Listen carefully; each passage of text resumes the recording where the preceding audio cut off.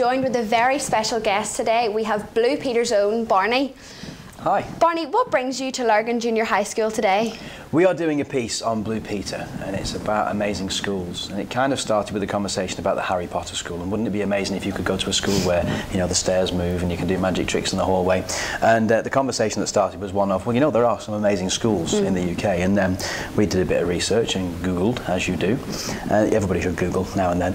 And we discovered your school has its own TV studio, and here we are. So we're doing a little section, a little film about amazing schools, and your school is one of them. Very nice. How did you come to be a Blue Peter presenter? It's a very long story. It happened on a dark, dark night. No, it was very simple, really. I joined CBBC in 2001. We went live with the new CBBC channel in 2002. I've been there since. I've done a few shows in between, like Prank Patrol and other things. And then eventually it was just a case of what would be really cool? What would be a really fun show to do? You know, what can we pick that's got everything that I've done over the years? And Blue Peter is just that show. It's the best show on children's telly. It's the longest running as well, because it just does things that other shows don't. You get the chance to come to places like this, or like Helen does her challenges in various places. It's an incredible show to be a part of. And so as soon as I got the chance, I was there. I said yes, of course. What's the best part of being a Blue Peter presenter? I want to say the biscuits. They have a really good catering team at Blue Peter. They have custard creams. No one's got wagon wheels yet. You know wagon wheels? Oh, they are the future. If you haven't tried wagon wheels, you've got to go out there. They do a jam version. Don't buy those. They're a con. They're rubbish because they don't put enough jam in them for me. And of course the challenges. We get to do some pretty incredible things. I did a survival course where I was on my own for 5 days in a cave on the Isle of Mull. No food, no water, no nothing, just literally a cave.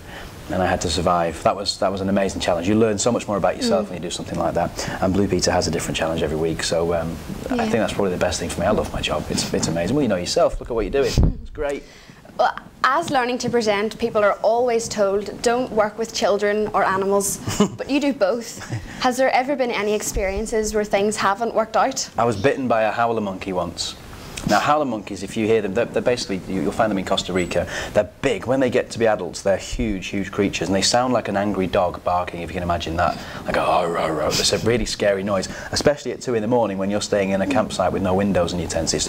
You're open to the elements, and these things are roaming about. But we went to a sanctuary. It was actually a jaguar sanctuary, and they had this little tiny, cute girl, baby howler monkey about this big, and she wraps her tail around your neck and sort of hangs on and just sort of rests her head. And I was like, I love this thing. Gave her a bit of banana and, you know, gave her a little bit of a stroke, and then for some reason she just turned on me and came right round to the front. I thought for a kiss, and just bit me right on my nose. I had a circular howler monkey bite right round my nose. It hurt.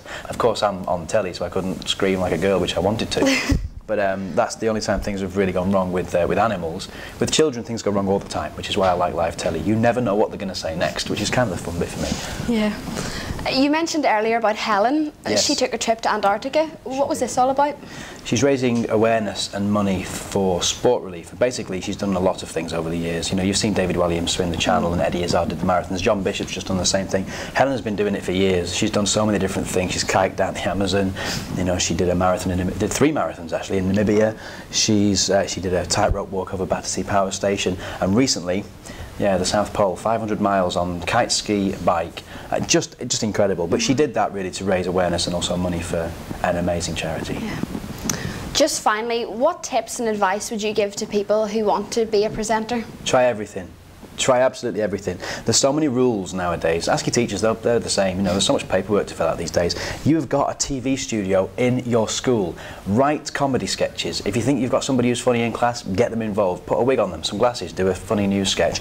Write something that's serious. Do something that you want to do, but don't worry about being like anybody else. Be yourself and just enjoy it. It's the best job in the world. And you've got a TV. Can I stay here, please? Oh. I love this. Honestly, there's really nothing to it. Just have a good old crack. That's what it's all about. Well, thank you very much for talking to us today. Thank you. That's all we've got time for. Join us next time. Can I get in this shot as well? Thanks. Bye. Bye.